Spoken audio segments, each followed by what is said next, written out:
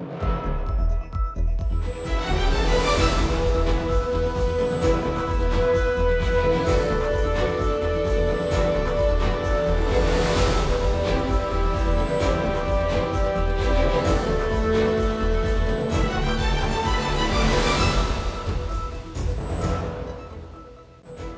300 d'amende, 22 points d'inaptitude et moto remisée pour un motocycliste d'âge mineur.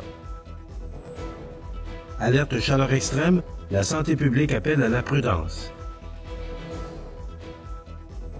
Côte-du-Sud, 5 citoyens honorés par le député Mathieu Rivet.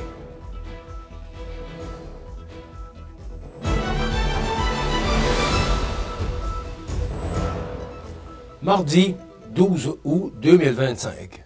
Bonjour mesdames et messieurs et bienvenue à votre bulletin régional sur le réseau de télévision CEMA TV. Des patrouilleurs des postes de la MRC de Rivière-du-Loup et de la MRC de Kamouraska de la Sûreté du Québec ont procédé à l'interception d'une motocyclette le samedi 9 août dernier à Saint-Alexandre de Kamouraska après l'avoir suivie sur plusieurs kilomètres sur la route 132 depuis Notre-Dame-du-Portage où elle a été captée à une vitesse de 185 km/h dans une zone où la limite est fixée à 90 km/h.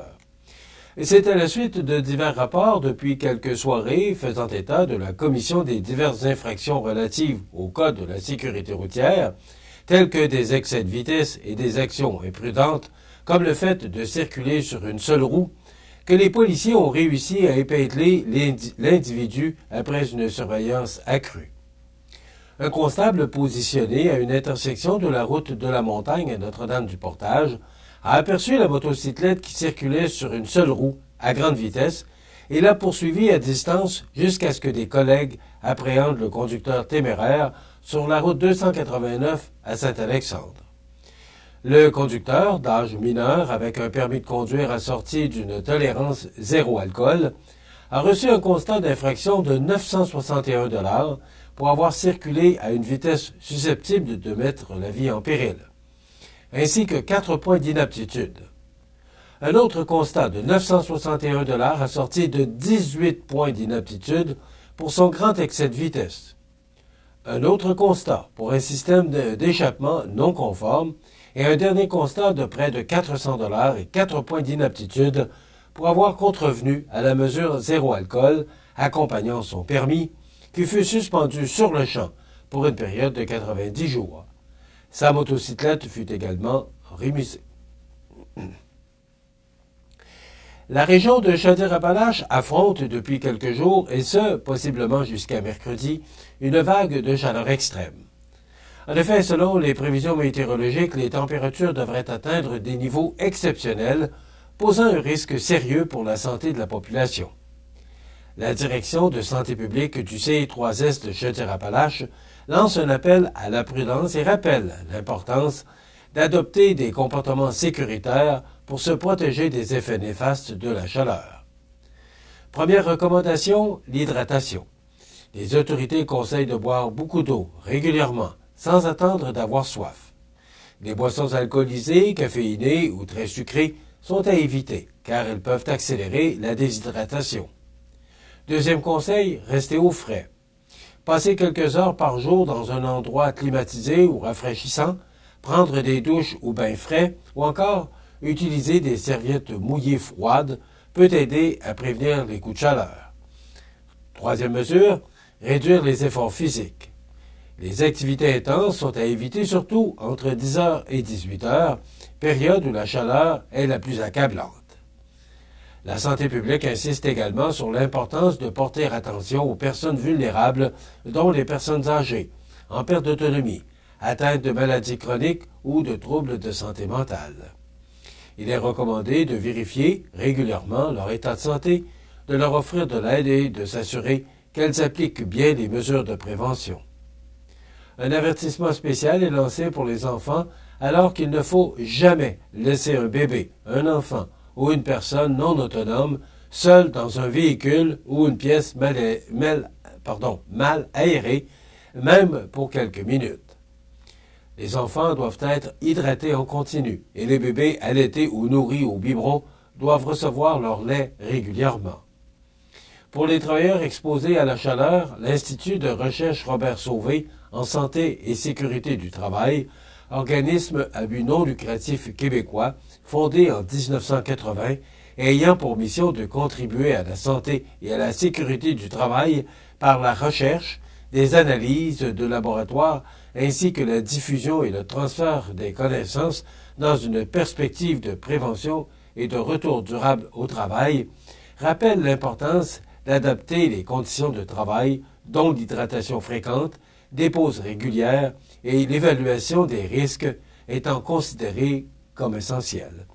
La chaleur peut provoquer des effets graves allant de la simple déshydratation au coup de chaleur qui peut être mortel. Les symptômes d'alerte incluent la somnolence, la confusion, une perte de conscience ou une fièvre dépassant 40 degrés Celsius. En cas de doute, il est recommandé de contacter Info Santé au 811 et de composer le 911 en situation d'urgence. La Direction de santé publique assure suivre la situation de près et diffusera de nouvelles mises à jour au besoin. Côte-du-Sud, 5 citoyens honorés par le député Mathieu Rivet. Tous les détails après la pause. Le restaurant Pizzeria Porto Bellissimo, un incontournable à Saint-Jean-Port-Joli. Pizza débordante de garnitures, menus variés et abordables. Délicieux desserts avec des produits de grande qualité des gâteries de l'Ami. Porto Bellissimo et les gâteries de l'Ami, route de l'église à Saint-Jean-Port-Joli. C'est à travers le respect et le besoin de faire plus pour les familles en deuil et l'expérience qui s'est transmise de père en fils que la Maison funéraire Laurent Normand a su au fil du temps se bâtir une réputation de confiance. La Maison funéraire Laurent Normand à Montmagny. Laissez-nous vous accompagner. Vous regardez CEMA TV, le réseau de l'information sur la Côte-du-Sud. Lors de 2 événements festifs tenus récemment dans la circonscription de Côte-du-Sud, le député Mathieu Rivet a rendu hommage à 5 citoyens pour leur engagement exceptionnel envers leur communauté en leur remettant la médaille du député. Les 2 premières distinctions ont été attribuées à Saint-Alexandre de Kamouraska dans le cadre du Festival des Générations, tandis que les 3 autres ont été décernés à Cap-Saint-Ignace à l'occasion du Festival Rétro. Ces cérémonies visaient à reconnaître publiquement l'apport de personnes qui, par leur travail, leur implication et leur dévouement, contribuent au dynamisme et au bien-être de la région. Créée par l'Assemblée nationale du Québec, la médaille du député permet aux parlementaires de souligner officiellement la contribution de citoyens ou d'organismes qui se démarquent par leur implication remarquable. Les récipiendaires de cette distinction sont Jocelyne Caron, reconnue pour son esprit collaboratif dans le cadre de son travail d'élu. Bruno Gendron, honoré pour son impact culturel et artistique dans sa région. Rémi Biron, salué pour ses engagements multiples et sa présence bienveillante sur le territoire. Céline Dumont, distinguée pour son rôle marquant comme agricultrice au Kamouraska et ses nombreuses implications communautaires. Jean-Simon Bélanger, reconnu pour son implication exemplaire et la générosité qui guide ses actions au quotidien.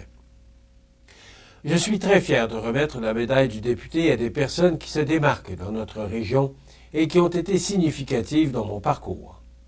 En tant que député, je crois qu'il est essentiel de souligner la contribution de celles et ceux qui s'investissent dans leur communauté afin de valoriser leur engagement et d'inspirer d'autres citoyens à en faire autant, a déclaré Mathieu Rivet.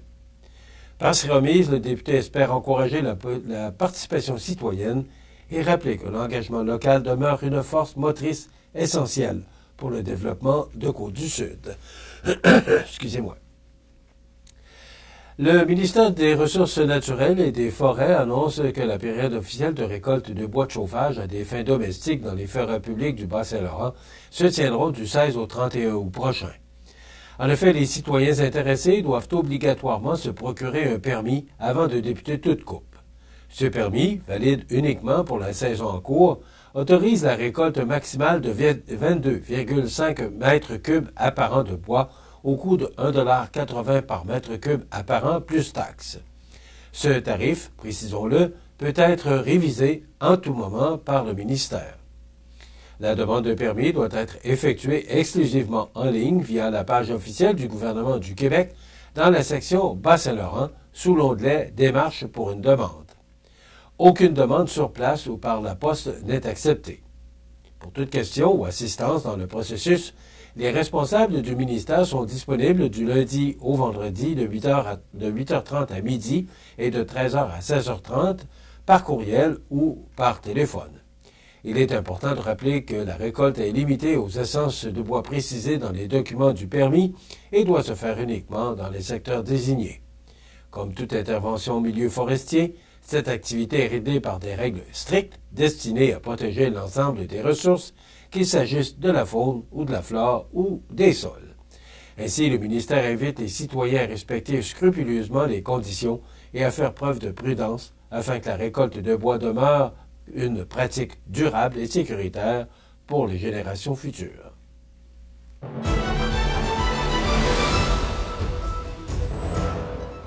Au sport, les amateurs de baseball ont eu droit à tout un spectacle samedi soir alors que l'équipe senior de Montmagny a signé une victoire éclatante de 11-1 en seulement 6 manches.